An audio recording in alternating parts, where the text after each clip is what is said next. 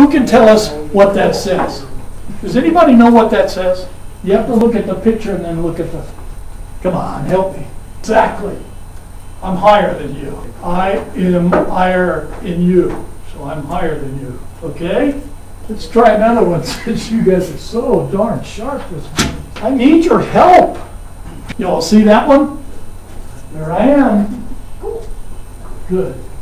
Okay, I'm going to put up the hardest one I have. No, I'll put the second from the hardest one up here.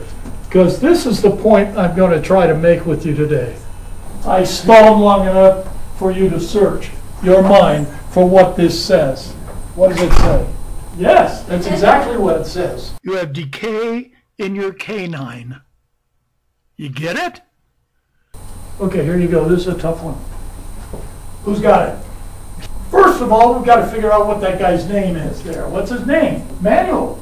Yeah, Manuel. You see it? And what is he?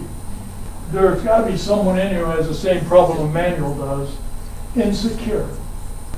I'm going to segue into something different, but I want to just briefly put this up here. There was a man. His name was Bloom. And he decided that there's more than one level of thinking. Bloom says the lowest level of thinking, he says, the lowest level of thinking is knowledge. That's the lowest level of thinking.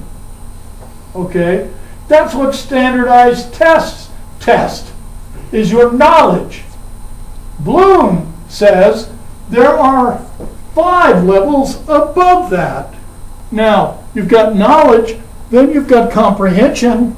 All right, there's application, something you're going to do.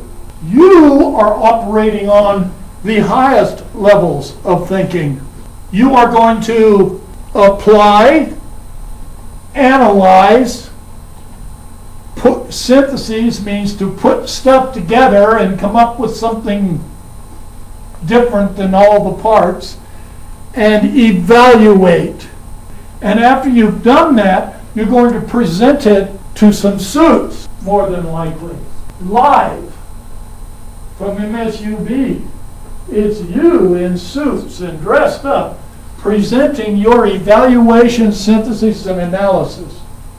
Now, why did I put that up? Because the most important thing that I want you to leave here today, inspired by, is you've got to write better. The stuff I've already done, I did to get your attention. Okay? Because appearance is very important. But we're not talking about your personal appearance. We're talking about something different. And we'll move in that direction. Your writing is just like your hair, your deodorant, the way you dress. And how would you like to write something, give it to your professor, and it looks like this? A struggle to understand. You know those are letters, you know what letters they are, but you don't know what it says. Or, how would you like to be a person who writes with meaning, and there are more than, it's ambiguous, there's more than one meaning. This is entirely a problem. And when you leave today, I want you to understand that as a basketball coach for many years, we were doing the same drills at the end of the year when we went into the playoffs that we did on in the first week. You know, sadly enough, in my career, I found that a person will put more energy into practicing basketball than they do into writing. A lot of people are guilty of that. There are some reasons for it which can be said. There's a rationale. First of all, a lot of English teachers, if you'll excuse the way I say it, are boring as hell. The subject is boring.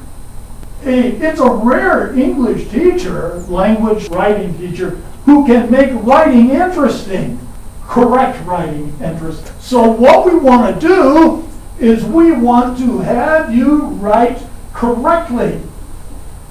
There's a means to that. There's a way to get there. Just as I would tell my players, I can tell you, first means of getting there is practice good writing. And here's an embarrassing question. How many of you have turned a paper in that you did not read? You know, we're in the college age. You are. You're busy. Some of you have more than one job. How many of you have more than one job? How many of you have one job? How many of you are married? How many of you hope to be married one day? How many of you have given up on marriage? So what happens is we're busy. We're so busy, and there's a word, you know, there's pro football, there's pro basketball, there's procrastinate. And by the time we finish it, we don't have time to read it. We don't take the time to read it. So we hand in something that we ourselves didn't even read. When I was in college, I majored in speech, and to major in speech communications, I had to enter at least two intercollegiate speech contests. And everybody told me, by the time you reach the first speech contest, you're going to be sick of that piece. I was. But you're competing. I told Jenny a few years ago, if you think the athletes over in the PE building competitive, they don't hold a candle to the business students. Business students are super competitors. They're competing for something different, though. They're competing for a life of wealth, aren't you? Wouldn't you like to get a job making $50 grand a year your first year?